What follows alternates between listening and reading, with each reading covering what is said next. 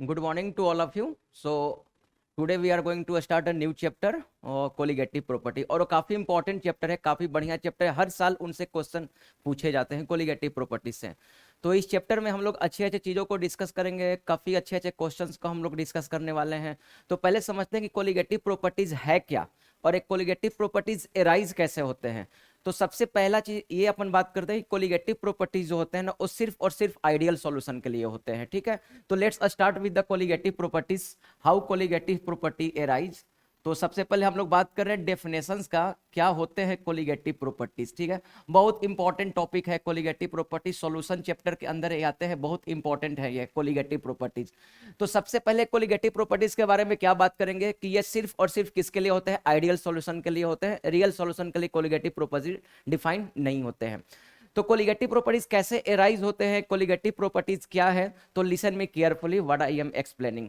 तो colligative properties क्या होते हैं कि अगर कोई भी नॉन वोलाटाइल सॉल्यूट को, कोई नॉन वोलाटाइल सॉल्यूट है, और नॉन वोलाटाइल सॉल्यूट किसको बोलते हैं, मैं बताया था जब राउट्स लॉ डिस्कस कर रहा था। तो नॉन वोलाटाइल का मतलब क्या होता है कि जिसकी वेपर प्रेशर जीरो हो। तो अगर नॉन वोलाटाइल सॉल्यूट को हम लोग प्योर सॉल्वेंट में डिसॉल्व कर रहे हैं तो वहां पे क्या होता है, कोलिगेटिव प्रॉपर्टीज एराइज होती है। अब कौन कौन से कोलिगेटिव प्रॉपर्टीज होंगे वी विल डिस्कस, जस्ट अभी थोड़ी देर के बाद हम लोग डिस्कस करने वाले हैं। तो सबसे पहले चीज माइंड में क्या रखेंगे कि कोलिगेटिव प्रॉपर्टीज कैसे एराइज होते हैं। कोलिगेटिव प्रॉपर्टीज तो मैं क्या बोला कि अगर नॉन वोलाटाइल सॉल्यूट को, और नॉन वोलाटाइल सॉल्यूट मींस जिसकी वेपर प्रेशर जीरो, जो वेपोराइज नहीं करे, that is called non volatile solute. तो अगर नॉन वोलाटाइल सॉल्यूट को प्योर सॉल्वेंट में डिसॉल्व करते हैं तो कोलिगेटिव प्रॉपर्टीज एराइज होती है। Clear, okay, good. अब बात यह कि सर कोलिगेटिव प्रॉपर्टीज है क्या। तो कोलिगेटिव प्रॉपर्टीज क्या होते हैं कि ये सिर्फ और सिर्फ नंबर ऑफ पार्टिकल्स पे डिपेंड करते हैं, ये नेचर ऑफ पार्टिकल्स पे डिपेंड नहीं करते। अब इसका मतलब क्या हुआ, अब जैसे मान लो कि 1 मोल यूरिया आप लिए और उसको वाटर में डिजोल्व किया। मैं क्या बोला, 1 मोल यूरिया लिए, ठीक है। मैं क्या लिया, 1 मोल यूरिया है, ठीक है, 1 मोल ऑफ यूरिया है, 1 mole of urea. 1 mole of urea को आप वाटर में डिजोल्व किए और साथ साथ में आप क्या कर रहे हो, 1 मोल ऑफ NaCl को भी आप वाटर में डिजोल्व करा रहे हो। ठीक है, अच्छा एक बात बताओ, अगर हम यूरिया का बात करें तो ये तो आयोनाइज बिल्कुल नहीं होंगे क्योंकि नॉन इलेक्ट्रोलाइट है, एक कोवैलेंट कंपाउंड है, तो ये बिल्कुल आयोनाइज नहीं होंगे। मींस अगर आप 1 मोल यूरिया को वाटर में डिजोल्व करते हो तो ये क्या देने वाले हैं, डिजोल्व के बाद भी ये क्या देने वाले हैं, 1 mole of urea he produce करेंगे। ये बिल्कुल आयंस में नहीं ब्रेक करेंगे, ये बिल्कुल नॉन आयोनाइजेबल है। क्यों, क्योंकि कोवैलेंट कंपाउंड है, नॉन इलेक्ट्रोलाइट है। बट अगर आप जैसे ही 1 मोल ऑफ NaCl को वाटर में डिजोल्व कराते हो तो ये क्या हो जाएंगे, ये ब्रेक कर जाएंगे किस में, Na प्लस में, Na प्लस में, और किस में ब्रेक कर जाएंगे, ये Cl माइनस में। अब अभी मैं क्या बोला कि जो कोलिगेटिव प्रॉपर्टीज होते हैं वो नेचर पे डिपेंड नहीं करते हैं, वो सिर्फ किस पे डिपेंड करते हैं, नेट नंबर ऑफ पार्टिकल्स पे डिपेंड करते हैं। अब नेट नंबर ऑफ पार्टिकल्स का मतलब क्या हुआ, जैसे आप देखो 1 मोल ऑफ यूरिया को वाटर में डिजोल्व किए तो 1 मोल प्रोड्यूस कर रहा है, बट आप 1 मोल NaCl को वाटर में डिजोल्व कर रहे हो तो क्या हो रहा है, 2 आयंस प्रोड्यूस कर रहे हैं, 1 Na प्लस का एंड 1 Cl माइनस का। तो यहाँ पे नेट पार्टिकल्स कितने हो गए, 1 मोल, और यहाँ पे नेट पार्टिकल्स कितने हो गए, 2 मोल हो गए यहाँ पे नेट पार्टिकल्स। अब देखो तो दोनों के नेट पार्टिकल्स तो सेम है नहीं, तो दोनों की कोलिगेटिव प्रॉपर्टी सेम नहीं होगी, क्योंकि मैं अभी जस्ट बोला कि कोलिगेटिव प्रॉपर्टी किस पे डिपेंड करते हैं, नेट नंबर ऑफ पार्टिकल्स पे डिपेंड करते हैं, ये नेचर ऑफ पार्टिकल्स पे डिपेंड नहीं करते हैं। तो हम लोग क्या बोलेंगे कि 1 मोल NaCl and 1 mole of urea दोनों की कोलिगेटिव प्रॉपर्टी सेम नहीं होगी। अब जैसे मैं अगर दूसरा एग्जाम्पल ले रहा हूं, सपोज आपने लिया 2 mole of NaCl, right, sorry 2 mole of urea, ठीक है, 2 मोल ऑफ यूरिया लिए एंड 1 मोल ऑफ NaCl लिए, 1 मोल ऑफ NaCl। अब देखो तो 2 मोल ऑफ यूरिया है, वाटर में डिजोल्व होने के बाद भी 2 मोल देंगे, एंड 1 मोल ऑफ NaCl है, वो डिजोल्व होने के बाद क्या प्रोड्यूस करे, 2 मोल प्रोड्यूस करे, 1 Na प्लस का एंड 1 Cl माइनस का। अब देखो तो उसके भी नेट पार्टिकल्स 2 हो गए, इसके भी NaCl के भी नेट पार्टिकल्स 2 हैं। अब यहाँ पे क्या हो गए, दोनों की net number of particles same है। तो अगर net number of particles same होंगे तो हम लोग क्या बोलेंगे कि इन दोनों की कोलिगेटिव प्रॉपर्टीज क्या होगी, सेम होगी। तो हम लोग क्या बोलेंगे, 2 mole of urea and 1 mole of NaCl, इन दोनों की कोलिगेटिव प्रॉपर्टीज क्या होगी, सेम होगी। तो अब तक ये चीज तो समझ में आ रहा होगा कि कोलिगेटिव प्रॉपर्टी कैसे अराइज होते हैं। मैं फिर से एक बार वेरी क्विक जा रहा हूं फर्स्ट स्लाइड पे। मैं क्या बोला कि कोलिगेटिव प्रॉपर्टी तब अराइज होंगे जब नॉन वोलेटाइल सॉल्यूट को आप प्योर सॉल्वेंट में डिसॉल्व करोगे। और कोलिगेटिव प्रॉपर्टीज किस पे डिपेंड करते हैं, ये नेचर पे बिल्कुल नहीं डिपेंड करते हैं। नेचर इन सेंस कि कौन से आयोनिक है, कौन से कोवैलेंट है, बिल्कुल नेचर पे डिपेंड नहीं करते हैं। ये सिर्फ किस पे डिपेंड करते हैं, नेट नंबर ऑफ पार्टिकल्स पे डिपेंड करते हैं, जो कि मैंने एग्जांपल के साथ में आपको एक्सप्लेन किया कि कोलिगेटिव प्रॉपर्टीज कैसे, कौन किसकी कोलिगेटिव प्रॉपर्टीज सेम होगी। अब बात करते हैं कि क्या क्या होते हैं colligative properties, what are the colligative properties. तो 4 टाइप्स के कोलिगेटिव प्रॉपर्टीज होते हैं। अगर मैं पहला बात करूं तो वो क्या होते हैं, रिलेटिव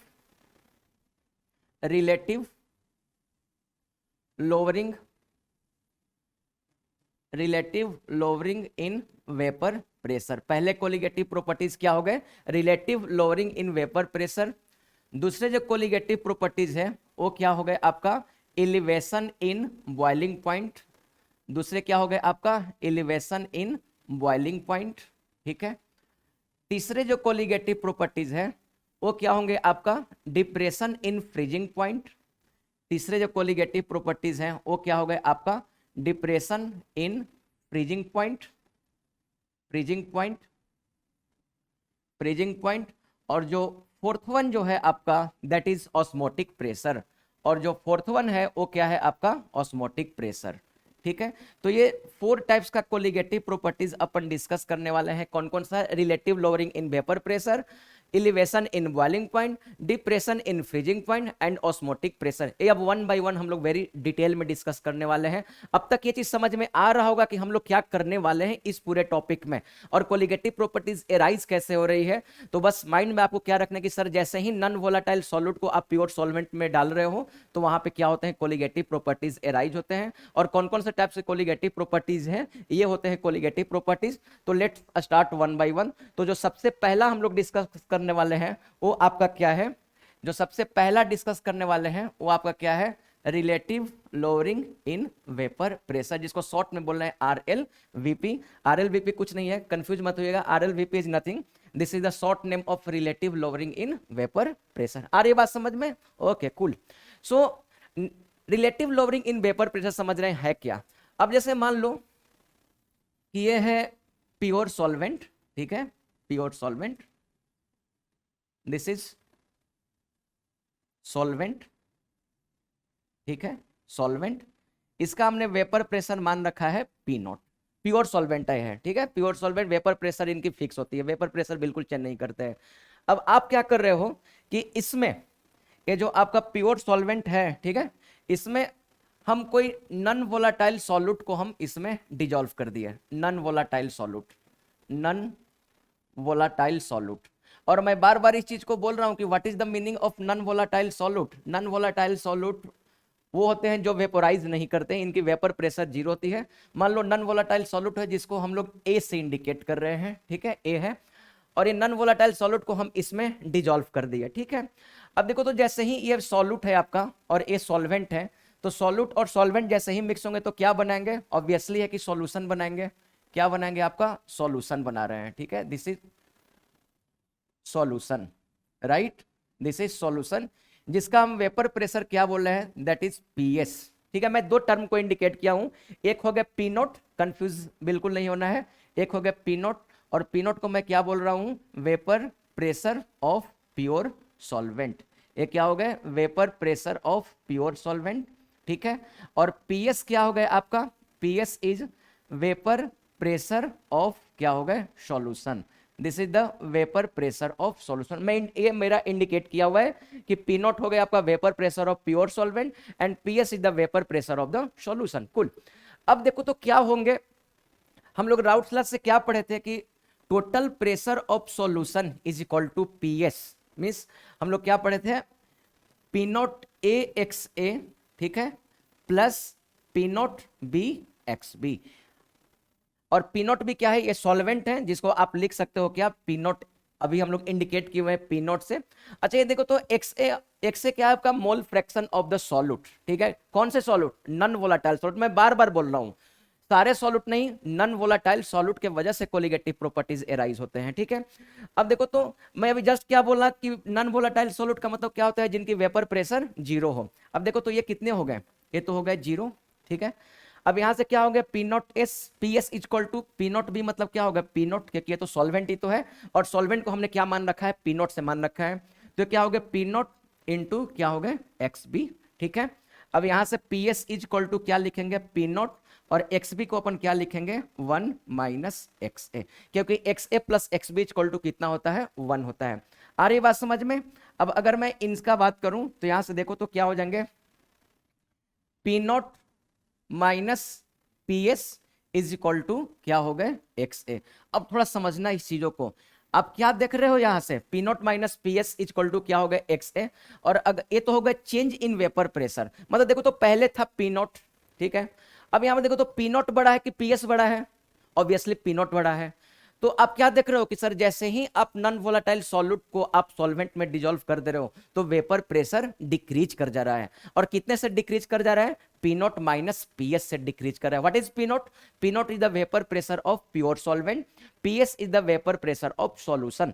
तो जो P naught minus P S हो गए that is called change in vapour pressure. और अगर मैं रिलेटिव चेंज का बात करूं तो रिलेटिव कैसे निकालते हैं, ऑब्वियसली जो चेंज हुए हैं और जो इनिशियल था इन दोनों को डिवाइड कर देंगे तो क्या निकल जाएंगे, रिलेटिव चेंज निकल जाएंगे। तो यहां से देखो तो आप क्या देख रहे हो कि जो relative lowering in vapour pressure है वो किसके इक्वल टू है, mole fraction of non volatile solute. ये बहुत इंपॉर्टेंट फार्मूला है, इससे बहुत ज्यादा क्वेश्चन बनेंगे।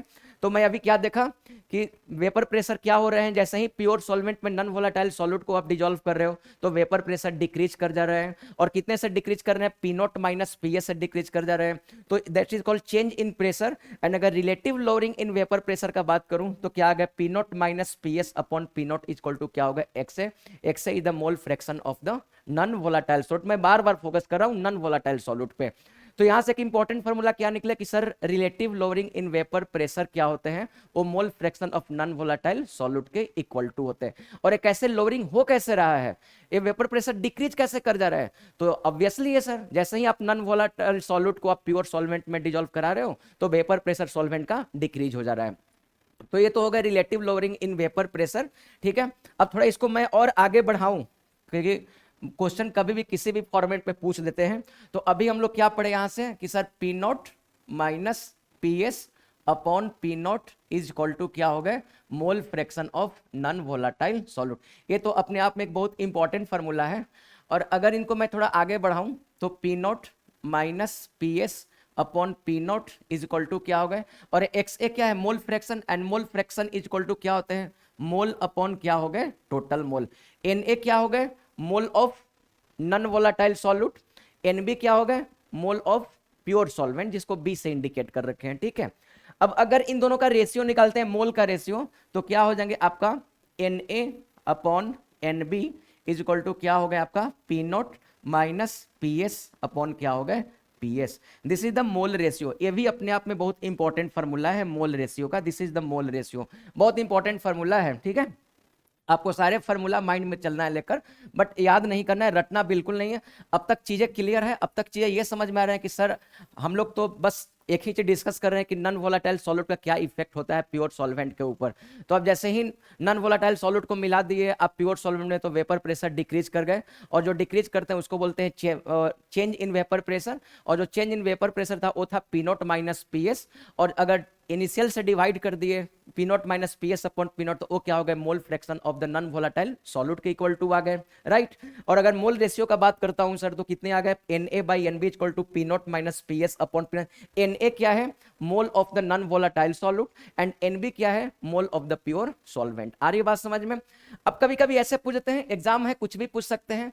अगर फॉर वेरी डाइल्यूट सॉल्यूशन का बात करूं, फॉर वेरी डाइल्यूट सॉल्यूशन, ठीक है, फॉर वेरी डाइल्यूट सॉल्यूशन, अगर मैं वेरी डाइल्यूट सॉल्यूशन का बात करूं, डाइल्यूट सॉल्यूशन का मतलब क्या हो गया बताना। अगर मैं वेरी डाइल्यूट सॉल्यूशन का बात करूं दैट मींस Na की वैल्यू जो है वो काफी कम है, किसके कंपेयर में, Nb के कंपेयर में, ठीक है, मोल ऑफ सॉल्वेंट ज्यादा है। तो अगर मैं बात करूं इनके लिए तो क्या हो जाएगा आपका, अभी हम लोग क्या पढ़े थे, Na upon Nb is equal to, formula हम लोग क्या पढ़े थे, P naught naught N B plus N A, mole fraction थे ये, mole fraction P naught minus P S upon क्या था, पी नॉट था। ये अभी जस्ट फॉर्मूला को पढ़े थे। अब अगर मान लो कि एन ए के वैल्यू काफी कम है, ठीक है, for very very dilute solution के केस में, तो क्या हो जाएगा यहां से बताना, तो N A upon N B, इसको इग्नोर कर लेंगे इसके रेस्पेक्ट में, N B is equal to क्या हो गए, P naught minus P S upon क्या हो गए, पी नॉट। ध्यान देंगे बात को, दो फॉर्मूला लिखे, बिल्कुल कंफ्यूजन नहीं, चीजें क्लियर है आपके सामने कि सर एक जो आप मोल रेशियो निकाले हो, ठीक है, वो जनरल केसेस के लिए है कि N A by N B equal to P naught minus P S upon क्या हो गया आपका पीएस, ये होगा जनरल केसेस के लिए। लेकिन अगर वेरी डाइल्यूट सॉल्यूशन का बात करूं, मतलब सॉल्यूट के मोल काफी कम है कंपेयर सॉल्वेंट, तो उस केसेस में जो मोल रेशियो आए वो कितने आए, P naught minus PS upon क्या आ गए, पी नॉट। ध्यान देंगे ये जनरल केसेस नहीं है, ये स्पेशल केसेस है। क्वेश्चन में आपसे बोलेंगे कि ये कंसीडर करो, तो अब दो फॉर्मेट में क्वेश्चन पूछ सकते हैं, क्वेश्चन कराऊंगा तो उस चीजों पे आऊंगा, बट अगर क्वेश्चन में मेंशन कर दे for very very dilute solution, इसका मतलब क्या होगा, इसका मतलब ये है कि वो आपसे कह रहा है कि सॉल्यूट के जो मोल है और सॉल्वेंट के रेस्पेक्ट में काफी कम है। कुल ओके, तो ये थे आपका relative lowering in vapour pressure के बारे में, ठीक है। हाँ, अब कभी कभी ऐसे पूछ देते हैं molality calculation in the terms of relative lowering in vapour pressure, ठीक है। तो नेक्स्ट हेडिंग डालेंगे calculation of molality in terms of vapour pressure. क्या हो गया, calculation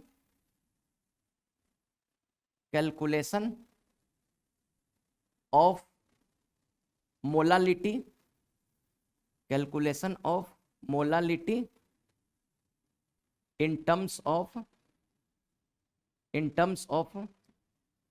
relative lowering in vapour pressure. कुछ भी पूछ सकते हैं एग्जाम में, आईआईटी वाले कुछ भी पूछ देते हैं, ठीक है।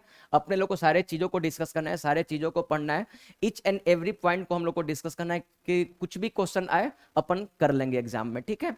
तो नेक्स्ट जो है हमारा क्या है, calculation of molality in terms of relative lowering in vapour pressure.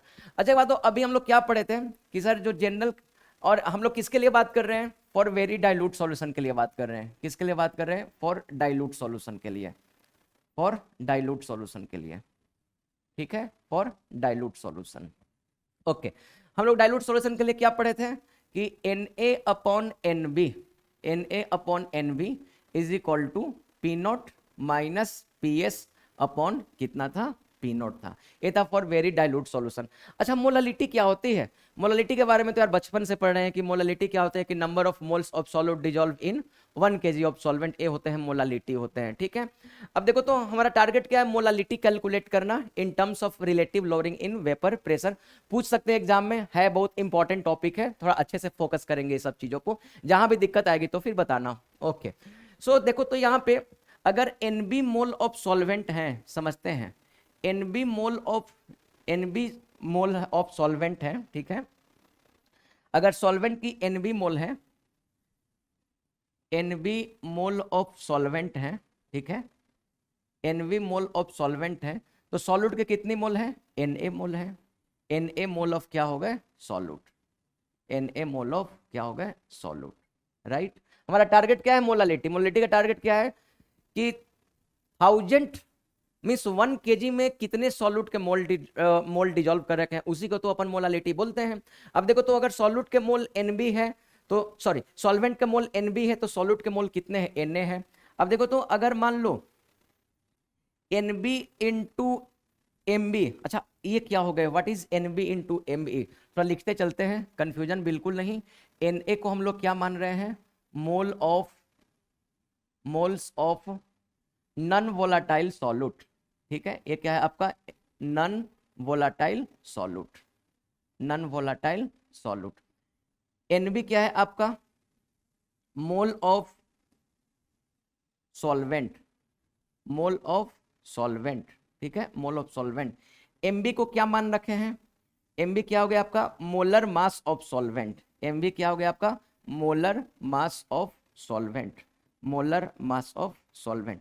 अच्छा अब एक बात बताओ तो आप एनबी इंटू एमबी ये क्या दे देंगे, ऑब्वियसली ये तो मास ही तो देंगे, किसके, सॉल्वेंट के मास। तो अब यहाँ पे मोल नहीं होंगे, क्या होंगे यहाँ पे इतने ग्राम, मीन्स अगर इतने ग्राम ऑफ सॉल्वेंट है, इतने ग्राम ऑफ सॉल्वेंट है तो सॉल्यूट की मोल कितनी है, एनए मोल ऑफ सॉल्यूट है, राइट, Na मोल ऑफ क्या हो गए, सॉल्यूट, ठीक है, Na मोल ऑफ सॉल्यूट। अब देखो तो हमें तो निकालना है 1000 ग्राम में, क्योंकि मोलालिटी की डेफिनेशन होती है। सो 1000 ग्राम ऑफ सॉल्वेंट में कितने हो जाएंगे बताना, Na by Nb into Mb into क्या हो गए 1000, ठीक है, और एक किसके इक्वल टू होंगे, दिस इज मोलालिटी, यही तो होता है मोलालिटी, ठीक है, मोल्स ऑफ सॉल्यूट 1000 ग्राम में जो है वही मोलालिटी होती है। अब देखो तो यहां से, और अभी हम लोग जस्ट क्या पढ़े हैं, Na बाई Nb, अभी जस्ट इसको हम लोग पढ़े फॉर वेरी डाइल्यूट सॉल्यूशन के लिए। अगर मैं इनका बात कर रहा हूं, अगर इस टर्म का मैं बात कर रहा हूं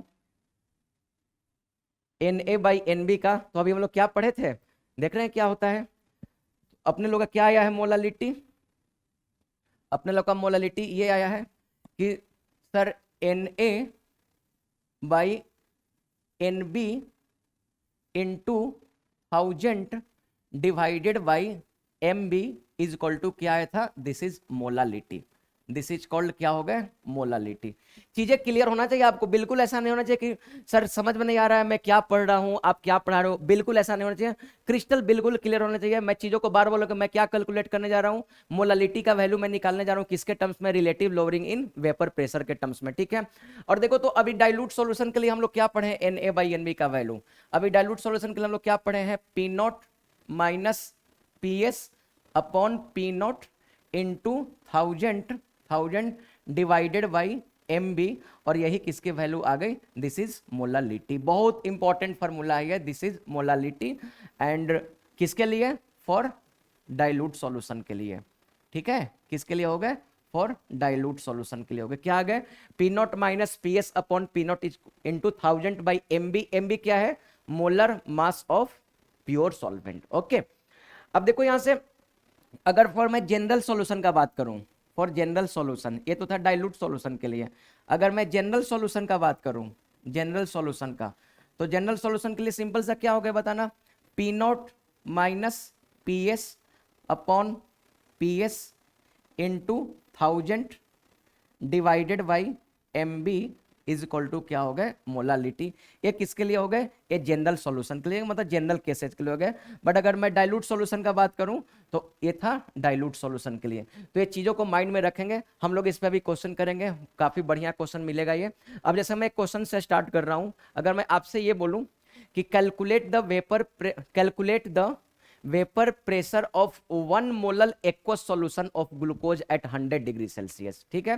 क्वेश्चन है तो बहुत छोटा, बट इसमें बहुत कॉन्सेप्ट भरे पड़े हैं। जैसे लिखो क्वेश्चन को, जैसे अगर मैं क्वेश्चन ये बोल रहा हूं कि आपको क्या निकालना है, आपको ये निकालना है कि कैलकुलेट, आपको ये लिखना है calculate vapour pressure of 1 molal aqueous solution of glucose, aqueous solution of glucose, aqueous solution of glucose, aqueous solution of glucose, glucose कहां पर आपको करना है, एट 100 डिग्री सेल्सियस पे कैलकुलेट करना है। ये आपसे क्वेश्चन है, आप थोड़ा इसको ट्राई करो। देखने का क्वेश्चन बहुत छोटा है कि सर ये तो एक लाइन का क्वेश्चन है, बट इसमें बहुत सारे कॉन्सेप्ट भरे पड़े हैं। अब देखो तो किसका निकालना है, जैसे ही आपको बोल दिया aqueous solution, what is the meaning of this one, जैसे ही आपसे बोल दिया एक्वस सॉल्यूशन, तो एक्वस सॉल्यूशन का मतलब क्या हो कि सर यहाँ पे जो सॉल्वेंट है वो क्या है, आपका वाटर है। आ रही बात समझ में, मतलब क्लियर है कि सर जो सॉल्वेंट होंगे वो क्या होंगे, सॉल्वेंट यहाँ पे क्या है, आपका वाटर है। अगर सॉल्वेंट वाटर है तब तो इनकी मोलर मास कितनी हो जाएंगी सॉल्वेंट का, ऑब्वियसली 18, ठीक है, 18 ग्राम पर मोल, 18 ग्राम पर मोल, ये इनके हो जाएंगे क्या, मोलर मास। अब देखो तो 1 मोलल है, इसका मतलब मोलालिटी कितने हो गई, 1, ऑब्वियसली 1 मोलल का मतलब क्या हो गए, मोलालिटी 1। अब देखो यहां से हमसे क्या पूछ रहा है, हमसे पूछ रहा है पीएस का वैल्यू, ठीक है। अब हमें क्या फॉर्मूला पता होता है, P naught minus P S upon P naught into 1000 divided by Mb is equal to कितने होता है, मोलालिटी। अभी जस्ट हम लोगों ने पढ़ा, देखो ये सब चीजों को। अब देखो तो सर पूछो कि sir what we will take the value of P naught, P naught क्या होंगे, पीएच तो समझ में आ रहा है कि निकालना है, बट पी नॉट भी तो नहीं दिया हुआ है, तो पी नॉट कैसे, क्या पी नॉट के वैल्यू को क्या रखने वाले हैं? हाँ, अब एक हिंट दे रखा है, क्या दे रखा है कि आपको जो बोला है कैलकुलेट करने के लिए, वो कितने बोला है 100 डिग्री सेल्सियस पे। अच्छा, अगर 100 डिग्री सेल्सियस है, इसका मतलब बॉइलिंग टेम्परेचर पे है, और बॉइलिंग टेम्परेचर कितने प्रेशर के कोरस्पॉन्डिंग होती है? 1 एटीएम प्रेशर के कोरस्पॉन्डिंग होती है। और 1 एटीएम का मतलब क्या हो गया? अगर 1 एटीएम है, दैट मीन्स पी नॉट की वैल्यू कितने हो गए आपका? 760 mm ऑफ क्या हो गए? H G. 760 mm of H G हो गया पी नॉट। ध्यान देना, ये आपका हिंट दे रखा था ये, ठीक है। अब पीएस की वैल्यू आपको निकालना है, पीएस की वैल्यू आपको निकालना है, ये तो 1000 तो पता ही है। एमबी क्या हो गए? मोलर मास ऑफ सॉल्वेंट, और सॉल्वेंट यहाँ पे क्या है? वाटर है, क्योंकि एक्वा सॉल्यूशन है। तो इसके वैल्यू कितने हो गई? एमबी की वैल्यू कितने हो गई? 18 हो गई। मोलालिटी का वैल्यू दे रखा है 1 दे रखा है ऑलरेडी, ये सब डाटा आपका गिवन है। अब बताना तो यहाँ से अननोन क्या बच गए? अननोन तो एक ही चीज दिखाई दे रहा है, पीएस। तो I hope it is clear to you. आगे बात समझ में? तो ऐसे क्वेश्चन पूछे जाते हैं। तो हम लोग अब तक किसके बारे में डिस्कस किए? Relative lowering in vapour pressure के बारे में डिस्कस किए। दोनों केसेज बताया। पहला केसेज ये बताया कि relative lowering in vapour pressure क्या होते हैं? Mole fraction of non volatile solid के इक्वल टू होते हैं, ठीक है, जिनकी फॉर्मूला निकाले P naught minus P S upon P naught is equal to X A. फिर हम लोग वेरी डाइल्यूट सॉल्यूशन के लिए भी निकाले, मोल रेशियो निकाले। मोल रेशियो भी दोनों केसेज में निकाले, एक फॉर डाइल्यूट सॉल्यूशन के लिए निकाले एंड फॉर जनरल सॉल्यूशन के लिए निकाले। फिर अपन लोग क्या कंसीडर किए? मोलालिटी कंसीडर किए कि मोलालिटी कैसे निकालेंगे डाइल्यूट सॉल्यूशन के लिए, जनरल सॉल्यूशन के लिए, relative lowering in vapour pressure के टर्म्स में। तो कंफ्यूजन बिल्कुल नहीं है। आई होप कि चीजें समझ में आ रहे होंगे, कैसे कैलकुलेशन करना है और कैसे क्वेश्चन बनाना है। क्वेश्चन को आपको अच्छे से पढ़ना होगा, क्या क्वेश्चन में डाटा दिया हुआ है। ओके, हाँ एक चीज बस आपको for general information, relative lowering in vapour pressure is a colligative properties, but lowering in vapour pressure is not a colligative property. बस ऐसे ही आपको इंफॉर्मेशन के चीजों को बता दिया कि lowering in vapour pressure is not a colligative property, but relative lowering in vapour pressure is a colligative properties. आ रही है बात समझ में? Okay cool.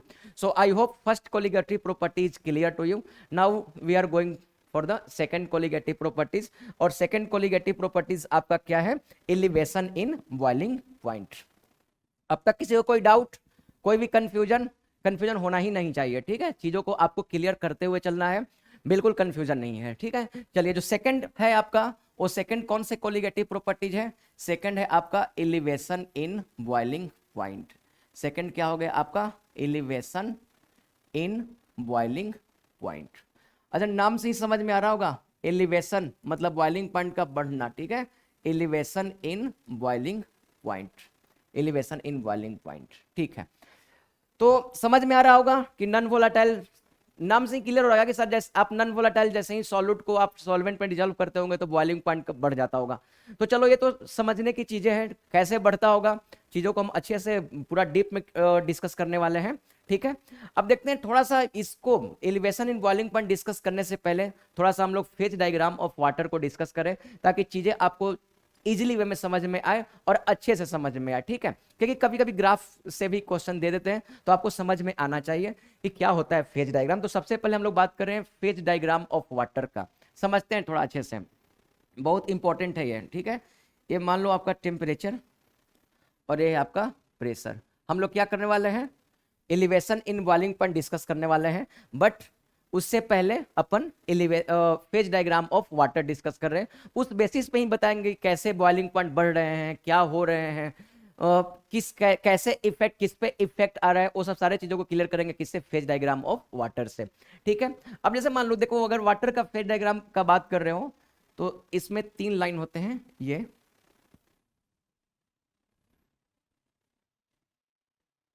ठीक है। अब देखो यहाँ पे कौन कौन से लाइन है समझते हैं। दिस इज ओ, ठीक है, ये मान लो ए है, ए बी है, और ए आपका क्या है? सी है, ठीक है। अब देखो वो जो पॉइंट है, ओके, इसको बोलते हैं, this is called triple point of water, triple point of water, triple point of water. बोलो sir what is the meaning of triple point of water? तो ट्रिपल पॉइंट ऑफ वाटर क्या होता है कि ऐसा पॉइंट जहां पे सॉलिड, लिक्विड, वेपर तीनों इक्विलिब्रियम पे रहता है, उसको बोलते हैं ट्रिपल पॉइंट ऑफ वाटर बोलते हैं, ओके। मतलब यहाँ पे क्या हो गए? Solid, liquid and vapour all are in क्या होता है? इक्विलिब्रियम होता है इस ट्रिपल पॉइंट ऑफ वाटर में। अब देखो ये जो हो गया आपका, दिस इज सॉलिड लाइन, ठीक है, ये सॉलिड रीजन है, ये आपका लिक्विड रीजन है, ठीक है, और ए आपका क्या है, वेपर रीजन है, वेपर रीजन है, ठीक है, दिस इज वेपर रीजन। तीन हो गए हैं। एक लाइन है ओ ए, ठीक है, ओ ए लाइन, दूसरे लाइन आपका क्या है ओ बी, और तीसरे लाइन आपका क्या है ओ सी। अच्छे समझते चलते हैं, this is called phase diagram of water. अगर मैं बात करूं ओ ए लाइन का, ठीक है, ओ ए बता तो ओ ए लाइन किसको रिप्रेजेंट कर रहा है, ओ ए लाइन किसको रिप्रेजेंट कर रहा है, this is liquid vapour equilibrium. O A line किसको रिप्रेजेंट कर रहा है, लिक्विड वेपर इक्विलिब्रियम को। अगर मैं ओ बी का बात करूं तो ओ बी किसको रिप्रेजेंट कर रहा है बताना, O B solid liquid equilibrium, ठीक है, और ओसी किसको बता रहा है, ऑब्वियसली सॉलिड वेपर इक्विलिब्रियम को। एक किसको बता रहा है, सॉलिड वेपर इक्विलिब्रियम को। आ रही बात समझ में, मतलब फेज डायग्राम ऑफ वाटर के हम लोग बारे में बात कर रहे हैं। तीन लाइन यहाँ पे ओ ए, ओ बी एंड ओ सी। अच्छा, अगर मैं ये बोलूं कि बॉइलिंग पॉइंट को रिप्रेजेंट करो, बॉइलिंग पॉइंट कहाँ पे है। अब देखो तो अगर बॉइलिंग पॉइंट के लिए हम बात करें तो बॉइलिंग पॉइंट में क्या हो रहा है, लिक्विड वेपर में कन्वर्ट हो रहा है। तो हमें कौन से लाइन को लेकर चलना होगा बॉइलिंग पॉइंट के लिए, हमें इस लाइन को लेकर चलना होगा, ओ ए लाइन को हमें लेकर चलना होगा।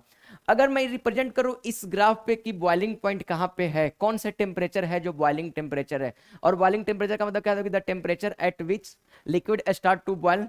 ये तो ऐसे ही सिंपल सा डेफिनेशन है, बट जनरल मीनिंग क्या होता है, the temperature at which vapour pressure and the atmospheric pressure become same when vaporisation and condensation are in equilibrium. आ रही बात समझ में। अब देखो तो मान लो कि ये 1 एटीएम प्रेशर है, समझते हैं बात को, ये 1 एटीएम प्रेशर है, दिस इज 1 एटीएम, ठीक है। अब देखो तो हमें बॉइलिंग पॉइंट देखना है, बॉइलिंग पॉइंट के लिए कौन से लाइन को लेकर चलना होगा, ओ ए लाइन को लेकर चलना होगा, ठीक है। सेपरेट मैं अभी ड्रॉ करूंगा सेपरेट, बट थोड़ा चीजों को समझा रहा हूं।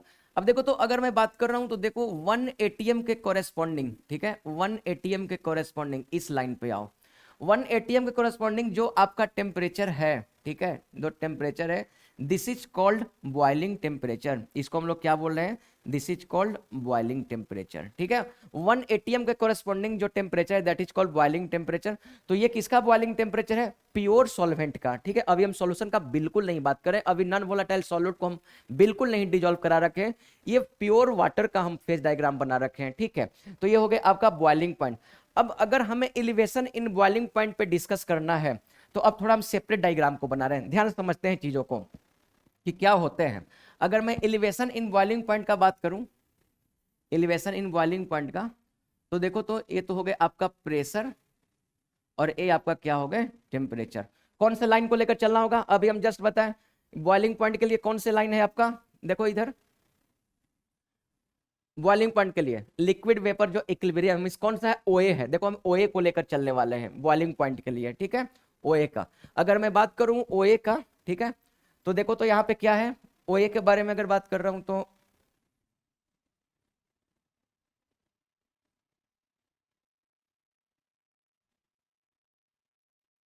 ठीक है, एक मिनट, ठीक है। अगर मैं बात करूं एलिवेशन इन बॉइलिंग पॉइंट का, एलिवेशन इन बॉइलिंग पॉइंट का, तो देखो ये तो हो गया आपका प्रेशर और एक क्या हो गए, टेम्परेचर। ओए लाइन को लेकर चल रहा हूं, दिस इज कॉल्ड, ए हो गए ओ और एक क्या हो गए, ए। और ये किसके लिए मैं ड्रॉ किया था, मैं बार बार बोल रहा हूं, this is for pure solvent. एक किसके लिए था आपका, प्योर सॉल्वेंट के लिए था, this is for pure solvent, okay. अब आप जैसे ही इसमें नॉन वोलेटाइल सॉल्यूट को मिलाए तो क्या बना, सॉल्यूशन। और सॉल्यूशन जैसे ही सॉल्यूशन बनेगा तो उनकी वेपर प्रेशर क्या हो जाएगी, प्रेशर क्या हो जाएगी, कम हो जाएगी, जो कि अभी जस्ट हम लोग डिस्कस कर रखे हैं, ठीक है। अब जैसे ही आप नॉन वोलेटाइल सॉल्यूट को मिला रहे हो तो क्या हो जाएंगे, आपका प्रेशर कम हो जाएंगे और ये कुछ लाइन ऐसा दिखेगा, दिस इज, ये किसके लिए हो गया आपका, दिस इज फॉर सॉल्यूशन। ये किसके लिए हो गया आपका, सॉल्यूशन का हो गया, क्योंकि अभी जस्ट पढ़े थे ना, जैसे ही नॉन वोलेटाइल सॉल्यूट को मिलाओगे तो वेपर प्रेशर क्या होता है, डिक्रीज कर जाता है, ठीक है, ये सॉल्यूशन का। अब देखो तो अगर सॉल्वेंट का बॉइलिंग पॉइंट इंडिकेट करना है, ठीक है, कि कौन सा बॉइलिंग टेम्परेचर है, तो देखो तो 1 एटीएम के कॉरेस्पॉन्डिंग, दिस इज 1 एटीएम, ठीक है, 1 एटीएम के कॉरेस्पॉन्डिंग जो टेम्परेचर है, this is T not be. T not be को हम लोग क्या बोल रहे हैं, T not be, this is boiling, boiling temperature of क्या हो गए, pure solvent, boiling temperature of क्या हो गए, प्योर सॉल्वेंट। अब अगर हम बोले कि सॉल्यूशन का बॉइलिंग पॉइंट को रिप्रेजेंट करो, सॉल्यूशन का बॉइलिंग पॉइंट कहाँ पे है, तो आप क्या बोलोगे कि सर आप सॉल्यूशन वाले लाइन पे आ जाओ। सॉल्यूशन वाले लाइन कौन से हैं, देखो ये हो गए सॉल्यूशन वाले लाइन, ये हो गए सॉल्यूशन वाले लाइन, ठीक है, सॉल्यूशन वाले लाइन ये हो गए। अब इनका बॉइलिंग टेम्परेचर आपका ये हो गया, इसको हमने क्या मान रखा, कुछ भी मान लो, this is the boiling point of the solution. TS को हम लोग क्या बोल रहे हैं, टीएस को बोल रहे हैं boiling point of solution, right, this is boiling point of solution.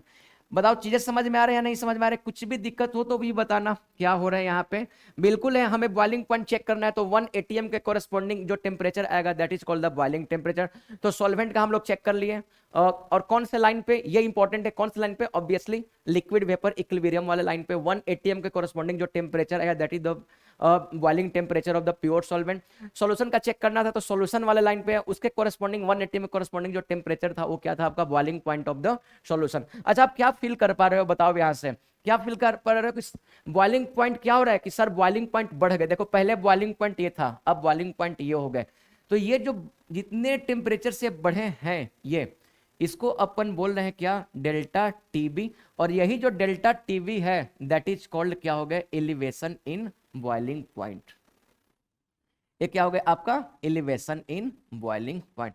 मतलब आप यहाँ पे क्या देख रहे हो कि सर जैसे ही आप नॉन वोलाटाइल सॉल्यूट आप प्योर सॉल्वेंट में डाल रहे हो तो बॉइलिंग पॉइंट क्या हो जा रही है, बॉइलिंग पॉइंट बढ़ जा रही है। और कितने से बढ़ जा रही है, और डेल्टा टीबी से देखो दिख रहा है, डेल्टा टीबी ये हो गया एलिवेशन इन बॉइलिंग पॉइंट। और जो एलिवेशन इन बॉइलिंग पॉइंट जो होते हैं, ऐसा देखा गया है, ये किस पे डिपेंड करता है, सिर्फ और सिर्फ नेचर पे डिपेंड करता है। मीन्स डायरेक्टली प्रोपोर्शनल टू क्या हो गए, मोलालिटी, मोलारिटी नहीं मोलालिटी मैं बोल रहा हूँ, ओके।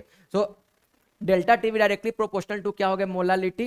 एंड अगर मैं यहाँ से प्रोपोर्शनलिटी हटाता हूँ तो क्या हो गया, delta TV is equal to क्या हो गया आपका, KB into molality. This is very important formula, KB into molality. अब बात करें कि केबी का, तो केबी क्या हो गए, केबी एक कांस्टेंट था, बट इस कांस्टेंट का एक नाम है, इसको हम लोग क्या बोलते हैं, मोलल। केबी को हम लोग क्या बोलते हैं, elevation in boiling point constant, ठीक है, elevation in boiling point constant, ठीक है, इसको क्रायोस्कोपिक कांस्टेंट भी बोलते हैं, ठीक है। तो अगर मैं बात कर रहा हूं केबी का, तो एक कांस्टेंट है, कौन सा कांस्टेंट है, आप बोल सकते हो एलिवेशन कांस्टेंट भी सिंपल सा बोल सकते हो, दिस इज कॉल्ड क्या हो गए, elevation constant, okay, this is called elevation constant.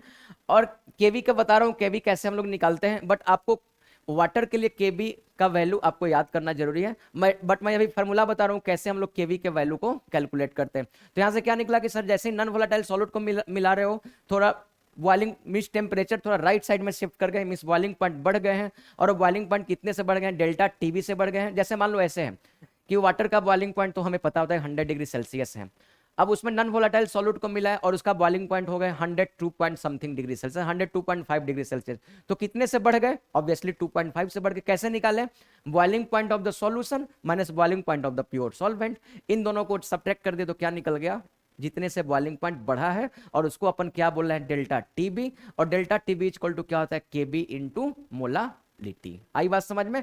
तो अब वैल्यू ऑफ केबी कैसे, वैल्यू को ये ग्राफ से हम लोग को क्लियर हो गया। डायरेक्ट चाहता तो मैं लिखवा भी देता कि when non volatile solute is dissolve in the pure solvent then boiling point increases, this is called elevation in boiling point. लेकिन बिल्कुल नहीं, चीजों आपको समझ में आना चाहिए कैसे बढ़ रहे हैं, इसलिए मैं फेज डायग्राम ऑफ वाटर को ड्रॉ किया और उस डायग्राम के बेसिस पे आपको एक्सप्लेन किया कैसे बॉइलिंग पॉइंट बढ़ रहे हैं, ठीक है।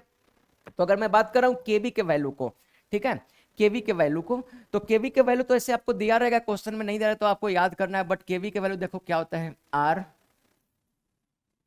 T square directly proportional two divided by 1000 into LV, ये होता है केबी का वैल्यू, ठीक है। अब बोलो सर ये आपने बहुत लंबा चौड़ा टर्म लिख दिया, क्या है ये, तो आर क्या हो गया आपका कांस्टेंट, ठीक है, आर हो गया आपका कांस्टेंट, जिसको आप गैस कांस्टेंट बोल रहे हो। अगर कैलोरी में रखोगे तो आर की वैल्यू 2 लेंगे, अगर जूल में है तो आर का वैल्यू 8.314 लेंगे, ये तो आपको पता ही है, ठीक है। टी यहाँ पे क्या हो गया, what is T, T is boiling temperature, T यहाँ पे क्या हो गया, बॉइलिंग टेम्परेचर। और अगर वाटर है तो बॉइलिंग टेम्परेचर कितना हो गया, 100 डिग्री सेल्सियस, 100 डिग्री सेल्सियस का मतलब कितना हो गया, 373 केल्विन हो गया। टेम्परेचर तो आपको केल्विन में ही लेना पड़ेगा। अगर LV का मैं बात करूं तो LV क्या हो गया आपका, this is latent heat of vaporisation, ये क्या हो गया आपका, latent heat of vaporisation, vaporisation, this is latent heat of vaporisation. तो इससे हम लोग केवी का वैल्यू को भी निकाल सकते हैं, और ऐसे वाटर के लिए आपको 0.512 वैल्यू को याद रखना है। बाकी अगर कोई दूसरा सॉल्यूशन होंगे तो आपको केवी का वैल्यू दे दिए रहेंगे क्वेश्चन में, ज्यादा टेंशन लेने की बात नहीं है। बट हाँ, ये फॉर्मूला याद रखना कैसे निकालते हैं। KV is equal to R T naught T square divided by 1000 into LV. T क्या होगा टेम्परेचर इन केल्विन, एलवी क्या होगा लेटेंट हीट ऑफ वेपोराइजेशन। ठीक है, आई बात समझ में? यहाँ तक कोई दिक्कत, किसी को कोई भी कंफ्यूजन? Okay cool. सो हम लोग अब तक दो कोलिगेटिव प्रॉपर्टीज डिस्कस कर लिए। कौन कौन सा डिस्कस कर लिए? Relative lowering in vapour pressure, elevation in boiling point, कितने से बॉइलिंग पॉइंट बढ़ जाते हैं, वो सारे चीजों को डिस्कस कर लिया अभी हमने। अब हम लोग इस पे क्वेश्चन करेंगे। अभी हम लोग थोड़ा और जो बचा हुआ है कोलिगेटिव प्रॉपर्टीज उसको अपन डिस्कस कर लेते हैं। कोई प्रॉब्लम नहीं है? Okay very good. तो नेक्स्ट जो हमारा है वो है depression in freezing point. Next हमारा क्या हो गया? Depression in freezing point. Next colligative properties क्या हो गया? Depression in freezing point. किसी को कुछ भी दिक्कत है तो बताना। Depression in freezing point, freezing point, freezing point. Okay, समझ में आ रहा होगा चीजों को कि सर डिप्रेशन का मतलब ही क्या हो रहा है कि फ्रीजिंग पॉइंट घट जा रहा होगा। कितने से घट जा रहा होगा, कैसे घट रहा होगा, अभी हम लोग डिस्कस करने वाले हैं। ओके, सो नाउ फिर से हम लोग देखते हैं उस फेज डायग्राम से, फिर से आते हैं फेज डायग्राम से क्या होता है, थोड़ा सा चीजों को समझते हैं क्या होते हैं। हाँ ये था हमारा फेज डायग्राम। ठीक है, अब देखो तो अगर जैसे ही आप नॉन वोलेटाइल सॉल्यूट को मिलाते हो तो देखो क्या होता है, समझना थोड़ा अच्छे से चीजों को।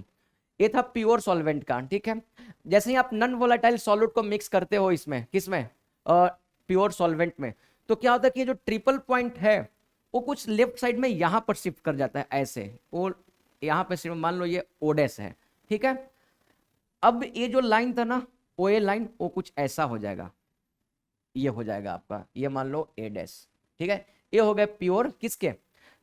ये था प्योर सॉल्वेंट का, और एक किसका हो गया? सॉल्यूशन का। ठीक है, सॉल्यूशन का मतलब आप यहाँ पे क्या देख रहे हो कि सर जैसे ही नॉन वोलेटाइल सॉलिड को आप मिला रहे हो तो जो ट्रिपल पॉइंट था, वो ट्रिपल पॉइंट के बारे में क्या बताया था कि जहां पे सॉलिड लिक्विड वेपर इक्विलिब्रियम पे रहते हैं, ट्रिपल पॉइंट थोड़ा लेफ्ट साइड में शिफ्ट कर जाता है।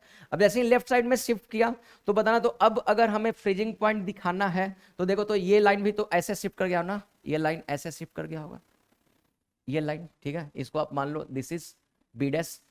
अब देखो तो पहले फ्रीजिंग पॉइंट क्या था, फिर से वही बात है, फ्रीजिंग पॉइंट हमें चेक करना है तो क्या चेक करना होगा कि सर 1 एटीएम के कोरेस्पॉन्डिंग सॉलिड लिक्विड इक्विलिब्रियम का जो लाइन है, आप उस पे 1 एटीएम के कोरेस्पॉन्डिंग लाइन को ड्रॉ करो, और 1 एटीएम कोरेस्पॉन्डिंग जो फ्रीजिंग पॉइंट जो टेम्परेचर रहेगा उसको अपन क्या बोलते हैं? Freezing temperature. आ रही बात समझ में?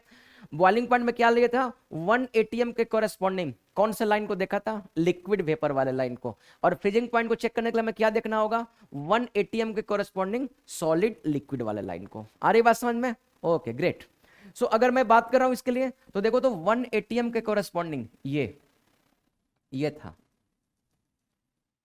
ये क्या था आपका?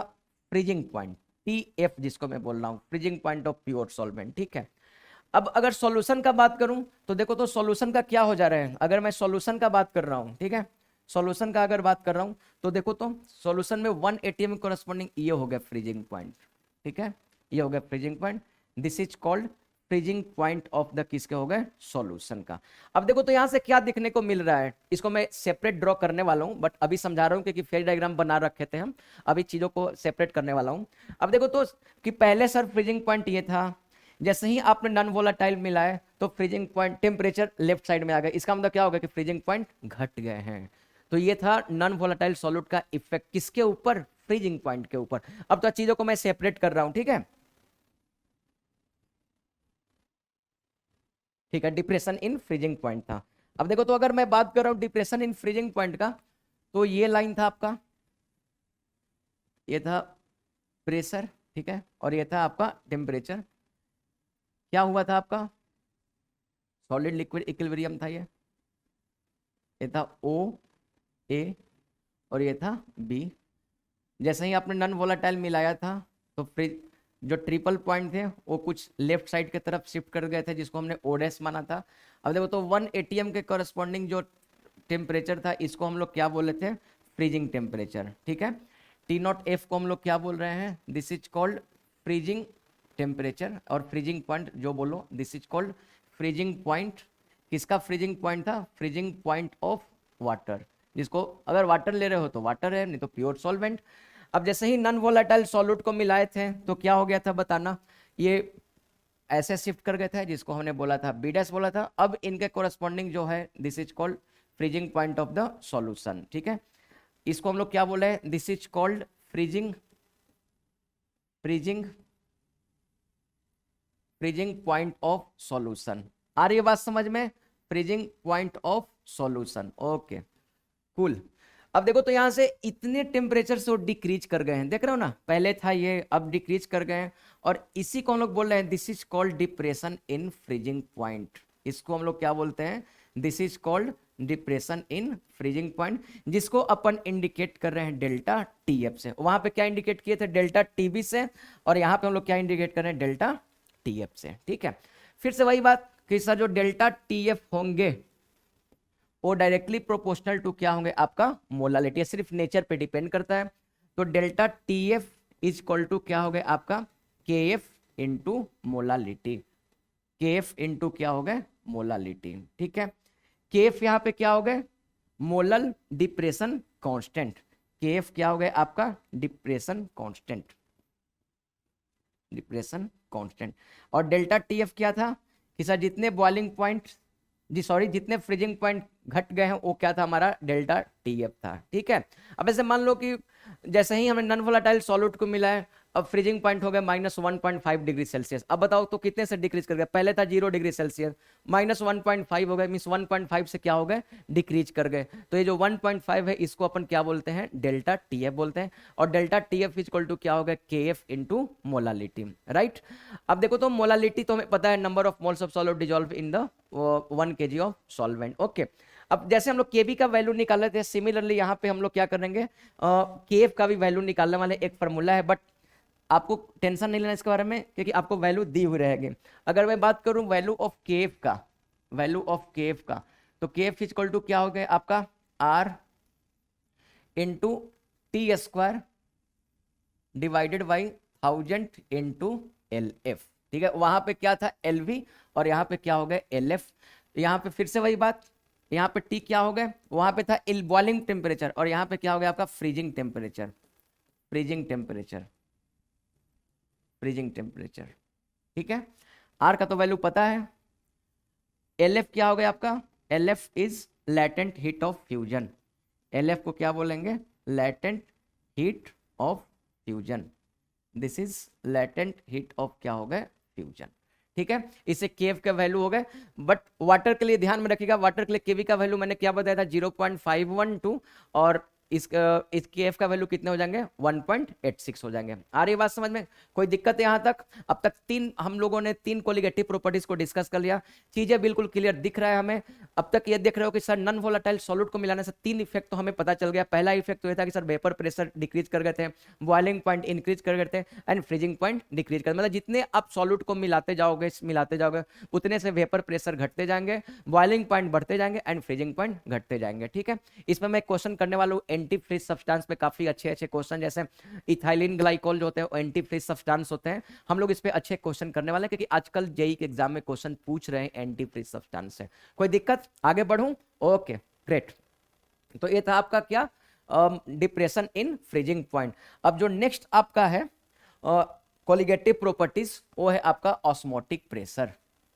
ऑस्मोटिक प्रेशर, ऑस्मोटिक प्रेशर, ठीक है। ऑस्मोटिक प्रेशर, अब देखो ऑस्मोटिक प्रेशर तो है, बट ऑस्मोटिक प्रेशर जानने से पहले हमें मालूम करना होगा, हमें जानना होगा कि सर ऑस्मोटिक प्रेशर है क्या, क्यों लगता है, ऑस्मोसिस क्या है, ठीक है। ये सब सारे चीजों को हम लोग डिस्कस करने वाले हैं, डिटेल में डिस्कस करने वाले हैं। अब तो सबसे पहले हम लोग बात कर रहे हैं ऑस्मोसिस के बारे में। जैसे मान लो ये कंटेनर है जिसमें ये एक सेमी परमिएबल मेम्ब्रेन है, ठीक है। What is the meaning of semi permeable membrane? SPM, बताओ एसपीएम क्या होता है? कि सर सेमी परमिएबल मेम्ब्रेन से केवल प्योर सॉल्वेंट पास करता है, उसे सॉल्यूट बिल्कुल नहीं पास करता है एसपीएम से, सेमी परमिएबल मेम्ब्रेन से। अब जैसे मान लो कि इधर है लो कंसंट्रेशन सॉल्यूशन, दो सॉल्यूशन है यहाँ पे, एक की कंसंट्रेशन हाई है, और एक की कंसंट्रेशन क्या है, लो है। ये हो गए high concentration, high concentration, high concentration, ठीक है। और एक हो गए लो कंसंट्रेशन। ये जो सॉल्यूशन है इसका कंसंट्रेशन हाई है, और ये जो सॉल्यूशन है इसका कंसंट्रेशन लो है। अगर मैं आपसे ये पूछूं कि अब बताना तो किधर से किधर सॉल्यूशन मूव करेगा, low concentration to high concentration या high concentration to low concentration, तो क्या बताओगे? मैं ये बोल रहा हूं सॉल्यूशन किधर से किधर फ्लो करेंगे, लो से हाई जाएंगे या हाई से लो आएंगे। तो ये तो बात फैक्ट है कि सर अगर प्रेशर के टर्म में आप बात करते हैं तो प्रेशर तो हमें पता है कि हाई प्रेशर से लो प्रेशर आएंगे, टेम्परेचर के भी टर्म में high temperature to low temperature आएंगे। बट कंसंट्रेशन के टर्म में आप बात करोगे सर किधर से किधर फ्लो होंगे। अब देखो तो दो चीजें हैं, होंगे तो या तो लो से हाई या तो हाई से लो, बट मूवमेंट तो होना ही है, या तो लो से हाई हो या हाई से लो हो, ठीक है। अब देखो तो अगर मैं बात कर रहा हूं कि किधर से किधर मूवमेंट होंगे, अब दो चीजें, कोई बच्चा बोला कि sir high concentration to low concentration आएंगे, मतलब वो बोल रहे हैं कि सर हाई से लो आएंगे। अब सुनो जरा बात को, अगर हमारा टारगेट क्या होता है कि कंसंट्रेशन सेम करना, मूवमेंट का मतलब क्या, कभी ना कभी तो इक्विलिब्रियम पे आएगा ना, इक्विलिब्रियम का मतलब क्या होगा, कंसंट्रेशन सेम होना। अब मान लो कि हाई से लो आ रहा है, अगर हाई से लो आ रहा है तो वॉल्यूम क्या हो रहे हैं, कम रहे हैं, क्योंकि कंसंट्रेशन इक्वल टू क्या होता है, मोल अपन वॉल्यूम। तो अगर हाई से लो आ रहे हैं तो वॉल्यूम तो क्या हो रहे हैं, घट रहे हैं, वॉल्यूम घट रहे हैं, और जैसे वॉल्यूम घटेंगे तो कंसंट्रेशन क्या होंगे, बढ़ेंगे। मतलब पहले से तो हाई कंसंट्रेशन था ही, पहले से उनकी कंसंट्रेशन तो ज्यादा थी, आप और क्या कर, और आप उसको ज्यादा कर रहे हो, कैसे ज्यादा कर रहे हो, क्योंकि आप जैसे ही फ्लो कर रहा है हाई से लो तो वॉल्यूम कम रहे, कंसंट्रेशन बढ़ रहे, कंसंट्रेशन तो कभी तो इक्विलिब्रियम पे आएंगे नहीं, क्योंकि हमारा टारगेट क्या होता है, कंसंट्रेशन को सेम करना। तो इतना तो कंफर्म हो गया कि हाई से लो बिल्कुल नहीं मूव करेंगे, क्यों, क्योंकि अगर हाई से लो मूव करेंगे तो वॉल्यूम घटेंगे, वॉल्यूम घटेंगे तो कंसंट्रेशन बढ़ेंगे। अब दोनों के बीच का कंसंट्रेशन डिफरेंस और बढ़ता जाएगा, और बढ़ता जाएगा, जो लो है और लो होता जाएगा, जो हाई है और हाई होता जाएगा, दोनों के बीच में डिफरेंस बढ़ते जाएंगे। तो कंफर्म होगा क्या होगा कि किधर से किधर मूव करने वाले हैं, low concentration to high concentration move करने वाले हैं। इसका मतलब क्या होगा कि जो मूवमेंट होगा वो किधर से किधर मूवमेंट होगा, लो कंसंट्रेशन टू क्या होगा आपका, हाई कंसंट्रेशन, इधर की ओर मूवमेंट होगा, ठीक है। तो ये तो कंसंट्रेशन के टर्म में, बट हमें तो सॉल्यूट और सॉल्यूशन के टर्म में बात करना है। अब मैं आपसे अगर ये पूछूं, ठीक है, कि ये है आपका कंटेनर, सेमी परमेएबल मेम्ब्रेन है, ठीक है, सेमी परमेएबल मेम्ब्रेन है, इधर है आपका सॉल्यूट, ठीक है, सॉल्यूट नहीं सॉल्यूशन बात करते हैं ना, सॉल्यूट क्यों, हम लोग क्या बात करें कि ये है आपका सॉल्यूशन, ठीक है, सॉल्यूशन है। सॉल्यूशन कौन सा है, सॉल्यूशन इसमें नॉन वोलेटाइल सॉल्यूट डाला हुआ है, सॉल्वेंट था, नॉन वोलेटाइल सॉल्यूट डाले, ऑब्वियसली सॉल्यूट और सॉल्वेंट मिलकर क्या बनाएंगे, सॉल्यूशन बनाएंगे। और एक इधर क्या हो गए, ये हो गए सॉल्वेंट, ठीक है, ये हो गए सॉल्वेंट।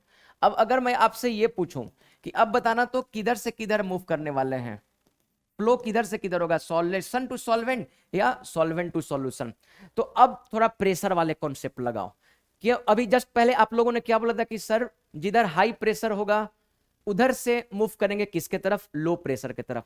अब देखो तो अगर मैं आपसे ये पूछूं सॉल्वेंट और सॉल्यूशन में किसका प्रेशर ज्यादा है, तो आप क्या बोलोगे कि सर ऑब्वियसली सॉल्वेंट का प्रेशर ज्यादा है, क्योंकि सॉल्यूशन में तो आपने नॉन वोलेटाइल सॉल्यूट को मिला रखे हो, और अभी जस्ट आपने ये बताया कि जैसे ही नॉन वोलेटाइल सॉल्यूट को मिलाएंगे तो प्रेशर क्या हो जाते हैं, घट जाते हैं। तो बताना किधर से किधर मूव करेगा, सॉल्वेंट टू सॉल्यूशन। इसका मतलब यहाँ पे क्या हो गया, जो मूवमेंट होने वाला है वो किधर से किधर मूवमेंट होने वाला है, आपका सॉल्वेंट टू सॉल्यूशन, इधर मूवमेंट होने वाला है। अब सुनते हैं बात को, अच्छा कब तक मूवमेंट होगा, ये तब तक मूवमेंट होगा जब तक कि दोनों साइड का प्रेशर सेम नहीं हो जाए, और इसी प्रोसेस को हम लोग बोलते हैं ऑस्मोसिस बोलते हैं। आई बात समझ में, तो ऑस्मोसिस क्या हो गया कि movement of solvent, movement of solvent means from high pressure to low pressure through semi permeable membrane is called the osmosis. और जो अपने लोग जो किचन में जो यूज करते हैं ना, जो आरओ लिखा रहता है ना, वो क्या होता है, रिवर्स ऑस्मोसिस पे काम करता है। रिवर्स में क्या होगा, सॉल्यूशन से किधर आएंगे, सॉल्वेंट तरफ आएंगे। अब देखो तो जैसे ही सॉल्यूशन से सॉल्वेंट आएंगे, सेमी परमेबल मेम्ब्रेन लगा हुआ है, वो तो पास होने देगा नहीं सॉल्यूशन को, क्योंकि उसमें डस्ट पार्टिकल सॉल्यूट है, वो क्या कर लेंगे, वहां पे फिल्टर लगा रहता है, उससे उसको फिल्टर करते जाते हैं, तो पास कौन करता है, प्योर सॉल्वेंट पास करता है, जो कि हम लोग पीने के काम लेते हैं उससे। आई बात समझ में? तो हमारे जो किचन में लगा रहता है जो आरओ, उस पे काम करता है, रिवर्स ऑस्मोसिस पे काम करता है। बट यहाँ पे क्या हो रहा है ऑस्मोसिस में, सॉल्वेंट से किधर जा रहा है, सॉल्यूशन तरफ जा रहा है, और प्रेशर ऑब्वियसली सॉल्वेंट साइड का प्रेशर ज्यादा है, सॉल्यूशन साइड का प्रेशर कम है। ठीक है, अच्छा अब मान लो कि हमें इसको स्टॉप करना है। ठीक है, मतलब इस जो मूवमेंट हो रहा है इसको हमें स्टॉप करना है, तो बताना तो किधर प्रेशर लगाना होगा। ऑब्वियसली इधर क्या है, हाई प्रेशर है, इधर का प्रेशर क्या है, हाई है, और इधर का प्रेशर क्या है, लो प्रेशर है। अब बताना किधर से किधर मूवमेंट हो रहा है, हाई से लो प्रेशर हो रहा है। अब हमें अगर इसको स्टॉप करना है तो क्या करना होगा, आप क्या करो कि इधर एक्सटर्नल प्रेशर लगा दो। ऑब्वियसली किधर लगाओगे, जिधर का प्रेशर कम है, हम क्या किए उधर एक्सटर्नल प्रेशर लगा दिया। ठीक है, अब जैसे ही एक्सटर्नल प्रेशर लगाए तो क्या हो जाएगा यहाँ पे, अब मान लो कि एक्सटर्नल प्रेशर इसके प्रेशर के इक्वल टू हो गया। ठीक है, तो वहां पे ऑस्मोसिस क्या हो जाएगा, स्टॉप कर जाएगा। और इसी प्रेशर को अपन कौन सा प्रेशर बोलते हैं, ऑस्मोटिक प्रेशर बोलते हैं। आई बात समझ में? तो ऑस्मोटिक प्रेशर क्या हो गया कि the pressure at which osmosis stop is called the osmotic pressure. और किधर हम लोग ऑस्मोटिक प्रेशर किधर लगा रहे हैं, ऑब्वियसली ध्यान रखेंगे इस चीजों को, सॉल्यूशन साइड या solvent side, obviously solution side. क्यों? क्योंकि सॉल्यूशन साइड की प्रेशर कम है और सॉल्वेंट साइड का प्रेशर ज्यादा है। आ रही बात समझ में? तो चीजें क्लियर है बिल्कुल? क्या बोल रहे हो कि सर जो पार्टिकल्स जो मूव कर रहे हैं वो किधर से किधर मूव कर रहे हैं, सॉल्वेंट टू सॉल्यूशन। क्यों मूव कर रहे हैं? क्योंकि सॉल्वेंट का प्रेशर ज्यादा है, सॉल्यूशन का प्रेशर कम है, और हमें पता है कि जब भी पार्टिकल्स मूव करते हैं तो किधर से किधर मूव करते हैं, high pressure to low pressure move करते हैं।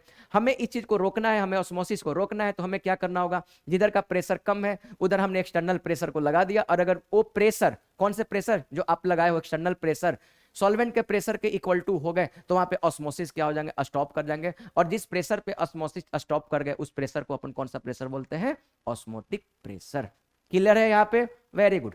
अब मान लो कि अगर मैं बात करूं, ठीक है, तो ऑस्मोटिक प्रेशर को हम लोग किससे इंडिकेट करते हैं, ऑस्मोटिक प्रेशर को हम लोग इंडिकेट करते हैं पाई से। ठीक है, और ये किस पे डिपेंड करता है, पाई डायरेक्टली प्रोपोर्शनल टू सी, और सी यहाँ पे क्या है, कंसंट्रेशन। सी यहाँ पे क्या है, कंसंट्रेशन। ठीक है, कंसंट्रेशन। और किस पे डिपेंड करता है, ये टेम्परेचर के ऊपर डिपेंड करता है। ठीक है, pi directly proportional to C and T. तो अगर मैं इन दोनों को कंबाइन कर दो क्या लिखें, pi directly proportional to C T, और अगर इस प्रोपोर्शनलिटी को हटाएंगे तो क्या लिखेंगे, कांस्टेंट पाई इक्वल टू क्या हो गए, C R T. This is the value of क्या हो गए, ऑस्मोटिक प्रेशर। पाई यहाँ पे क्या हो गए, पाई इज ऑस्मोटिक प्रेशर। ठीक है, पाई क्या हो गए, ऑस्मोटिक प्रेशर। टी क्या हो गए, टेम्परेचर। ठीक है, टी क्या हो गया, टेम्परेचर। सी क्या हो गए, कंसंट्रेशन, और कंसंट्रेशन क्या हो गया आपका, मोल अपॉन वॉल्यूम। ठीक है, आर तो पता है, आर तो बचपन से पढ़ते हैं, आर हो गया आपका गैस कौन सा। ठीक है, अगर प्रेशर एटीएम में है तो 0.082 लेंगे। ठीक है, लेकिन एक चीज ध्यान देंगे, आर का वैल्यू 0.082 लेते हैं कब, मरकरी के रेफरेंस में हम लोग लेते हैं। ठीक है, अब मान लो कि ऐसा रहा, हाइट का वैल्यू दी रहेगी विथ किसका, एसीटोन सॉल्यूशन का दिया रहेगा। अब वहां पे भूल कर भी 0.082 मत लेना, क्योंकि 0.082 हम तब लेते हैं जब हम रेफरेंस किसको लेते हैं, मरकरी को। अब मान लो कि एसीटोन सॉल्यूशन है और उनका हाइट दिया हुआ है, तो हमें क्या करना होगा कि उस हाइट को मरकरी के हाइट के इक्विवेलेंट कन्वर्ट करना होगा। और कन्वर्ट करने के लिए आता है, क्या करेंगे, rho g h of acetone equal to rho g h of mercury. Rho आपको एसीटोन का दिया रहेगा, मरकरी का डेंसिटी आपको पता है 13.6 kg पर मीटर की, एसीटोन का हाइट दिया रहेगा। आप क्या कर लो, मरकरी की हाइट को मरकरी की हाइट आप कैलकुलेट कर लो, 760 से डिवाइड कर दो, क्या मिल जाएंगे आपको, एटीएम। तो इस चीज को कब बच्चे लोग गलत कर बैठते हैं, हमेशा देखते नहीं कौन सा सॉल्यूशन है एंड आर की वैल्यू क्या ले लेते हैं, 0.02। ऐसा अपन बिल्कुल नहीं करना है। क्लियर है? Okay, very good. तो पाई इक्वल टू क्या होगा, CRT. This is the value of osmotic pressure. अब क्या कर रहे हैं कि ऑस्मोटिक प्रेशर के बेसिस पे हम लोग कुछ चीजों को डिस्कस कर रहे हैं। सिंपल सा है, फॉर योर इन्फॉर्मेशन क्वेश्चन पूछ देते हैं कभी भी। अब ऐसे मान लो कि हमें बात कर रहे हैं हाइपरटोनिक, हाइपरटोनिक, ठीक है, hypertonic, hypotonic, hypotonic and isotonic, ये क्या होते हैं। तो ये देखो हम लोग एक किसी के रेस्पेक्ट में बात कर रहे हैं। जैसे मान लो कि दो सॉल्यूशन है, सॉल्यूशन ए है एंड सॉल्यूशन बी है। ठीक है, सॉल्यूशन बी है। मान लो सॉल्यूशन ए का ऑस्मोटिक प्रेशर ग्रेटर है किससे, सॉल्यूशन बी से। हम क्या बोलेंगे, सॉल्यूशन ए का ऑस्मोटिक प्रेशर बी से है, तो हम लोग क्या बोलेंगे, ए को हम लोग क्या बोलेंगे, ए इज हाइपरटोनिक। ए को हम लोग क्या बोलेंगे, A is called hypertonic. Tonic solution. Hyper मतलब ग्रेटर, हाइपो मतलब कम, और आइसो अब अगर एक ज्यादा हो गए एक कम हो गए तो अब बचा कौन सा, बराबर ही तो बचा। ठीक है, तो क्या हो गया आपका, ए इज हाइपरटोनिक। हाइपोटोनिक कौन सा हुआ, जिसकी ऑस्मोटिक प्रेशर ज्यादा हो गई, that is called hypertonic solution. अब मान लो कि pi A less than pi B, means osmotic pressure of A less than osmotic pressure of B, तो ए यहां पे क्या हो गए, ए इज हाइपोटोनिक। ठीक है, ए इज हाइपोटोनिक सॉल्यूशन।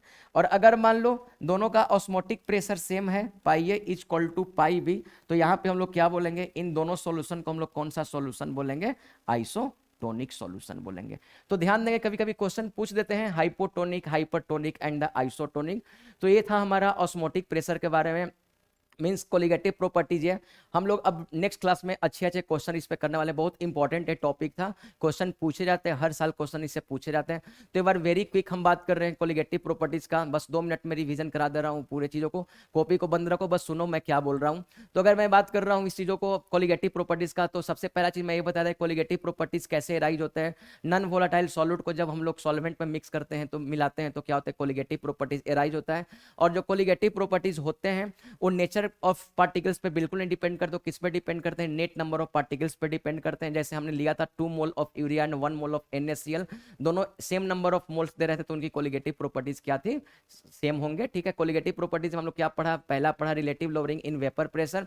उसमें क्या पढ़ा कि जैसे ही प्योर सॉल्वेंट में आप नॉन वोलाटाइल सॉल्यूट को मिला रहे हो तो वेपर प्रेशर डिक्रीज कर जाते हैं। कितने से डिक्रीज करते हैं, P0 माइनस PS। P0 क्या था, vapour pressure of pure solvent, और PS क्या था, vapour pressure of the solution. और किसके इक्वल टू हुआ था, P0 minus PS mole fraction के equal to. And relative lowering in vapour pressure क्या था, P0 minus PS upon P0 equal to x है। यहाँ पे हमने 2 चीजों को डिस्कस किया था, एक जनरल सॉल्यूशन का और एक डाइल्यूट सॉल्यूशन का। फिर हमने दूसरा पढ़ा elevation in boiling point. Elevation in boiling point में ये पढ़ा कि सर जैसे ही नॉन वोलाटाइल सॉल्यूट में आप नॉन वोलाटाइल सॉल्यूट को आप प्योर सॉल्वेंट में मिक्स करते हैं तो बॉइलिंग पॉइंट बढ़ जाता है, जिसको बोलते हैं एलिवेशन इन बॉइलिंग पॉइंट। और उसकी वैल्यू क्या थी, delta TV equal to K B into molality. Delta TV क्या था, boiling point of solution minus boiling point of solvent, और इसका वैल्यू क्या था, केबी इंटू एम। केबी को हम लोग बोले थे मोलल एलिवेशन कांस्टेंट। ठीक है, केबी का फॉर्मूला हमने बताया निकालने के लिए। सेकंड पढ़े depression in freezing point. Depression in freezing point में ये पढ़े कि सर जैसे ही आप नॉन वोलाटाइल सॉल्यूट को प्योर सॉल्वेंट में मिलाते हो तो ट्रिपल पॉइंट थोड़ा लेफ्ट साइड में शिफ्ट कर जाता है। इससे क्या होता है कि फ्रीजिंग पॉइंट घट जाते हैं, जो फ्रीजिंग पॉइंट घट गए उसको बोल रहे हैं डेल्टा TF। और डेल्टा TF इक्वल टू क्या था, KF इंटू मोलालिटी थी। KF का वैल्यू अपन ने कैलकुलेट किया। जो चौथे एंड जो आखिरी कोलिगेटिव पढ़े थे वो क्या था, ऑस्मोटिक प्रेशर। ऑस्मोटिक प्रेशर के बारे में ये पढ़े कि जो मूवमेंट होता है पार्टिकल्स का वो क्या होता है, high pressure to low pressure, mean solvent to solution through semi permeable, और इसको हम लोग बोले थे ऑस्मोसिस। और अगर हम सॉल्यूशन साइड तरफ मीन लो प्रेशर रीजन में अगर हम कोई एक्सटर्नल प्रेशर लगाकर इस ऑस्मोसिस को रोकना चाहे तो जिस प्रेशर पे ये स्टॉप कर जाए उसको हम लोग क्या बोले थे, ऑस्मोटिक प्रेशर। और ये प्रेशर किधर लगाए थे, सॉल्यूशन साइड में, लो प्रेशर रीजन में हम लोग ये प्रेशर को लगाए थे। और ऑस्मोटिक प्रेशर को अपन पाई से इंडिकेट किए थे। पाई की वैल्यू क्या थी, CRT। सी क्या था, कंसंट्रेशन। कंसंट्रेशन क्या था, मोल बाई वॉल्यूम अपन लेना है। Are gas constant. टी क्या हो गया आपको, टेम्परेचर। फिर हमने सॉल्यूशन को कंपेयर किया कि अगर ए और बी है, सॉल्यूशन ए की अगर ऑस्मोटिक प्रेशर ज्यादा है तो उसको बोलेंगे हाइपरटोनिक सॉल्यूशन। अगर एक ऑस्मोटिक प्रेशर कम है उसको बोलेंगे हाइपोटोनिक सॉल्यूशन। अगर दोनों का ऑस्मोटिक प्रेशर सेम है उसको हम लोग क्या बोलेंगे, आइसोटोनिक सॉल्यूशन। तो ये था हमारा कोलिगेटिव प्रॉपर्टी। आई होप कि आपको चीजें सारे समझ में आ गए होंगे।